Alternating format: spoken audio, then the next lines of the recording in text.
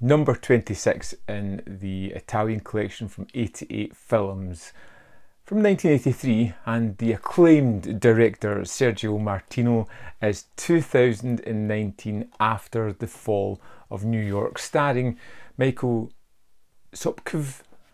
I don't know if I ever got that name right or not, but the guy from Blast Fighter and Massacre in Dinosaur Valley.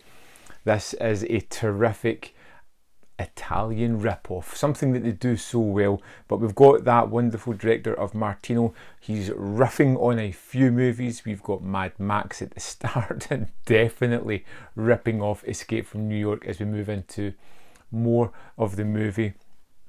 We have this idea of man has destroyed the world itself. It's in a post-apocalyptic world. We have the bad faction that seems to have taken off for most of the world. We have the kind of good faction that's holed out and just looking for a chance to kind of fight back.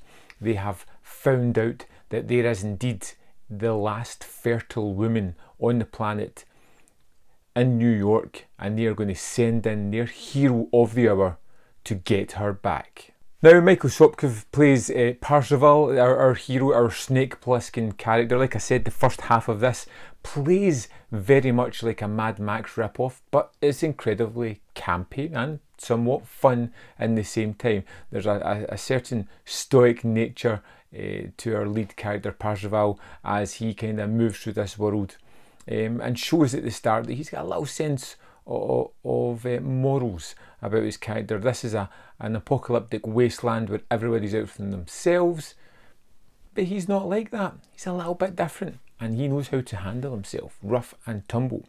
Getting sent into New York to reclaim the last fertile woman on the planet, it hints towards a little bit of Children of Men, although it couldn't be more wildly different. It has some wonderful action set pieces. It's got some wonderful characters. It's got a Big Ape who comes into the movie halfway through, final third, and really kind of owns every sequence that he is in. And it's just pure over-the-top fun. And the Italians know how to rip off movies. They know to take the best parts and really give them a kind of pulpy genre feel about them. And it definitely happens here. You've got a feeling that Martino and everyone else involved is having a lot of fun.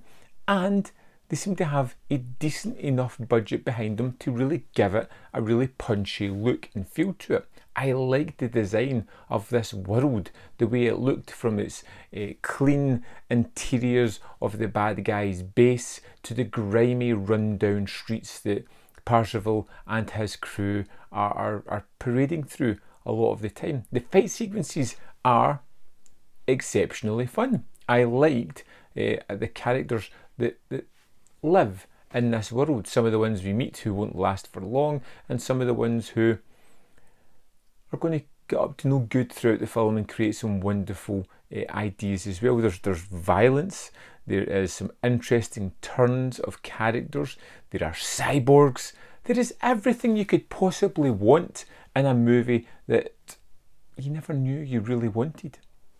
Watching a lot of Martino movies, giallo and horror movies and the things that he did particularly well, it's nice to come to something that's just a little bit different, a little bit more fun, really moving into that 80s early science fiction hangover from the kind of 70s movies.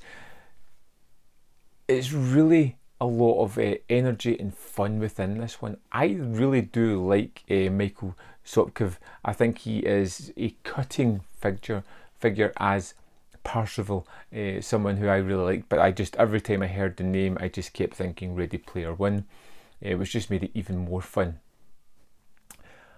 Big Ape was probably my favourite character in the movie. This guy that comes in who has this crew of people that are all very interesting to look at. Their sets are wonderful. The bad guys look particularly interesting in their almost medieval garb that they wear. It's very different, but I appreciated that look of it, that kind of totalitarianism of the army.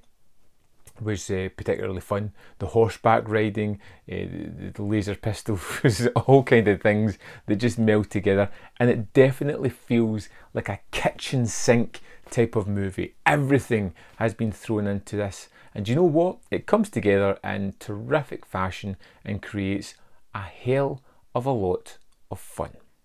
What more do you really want? I really enjoyed 2019 After the Fall of New York. It's one that I would thoroughly recommend, and while it just popped back into my head, there is some great miniature work in this as well.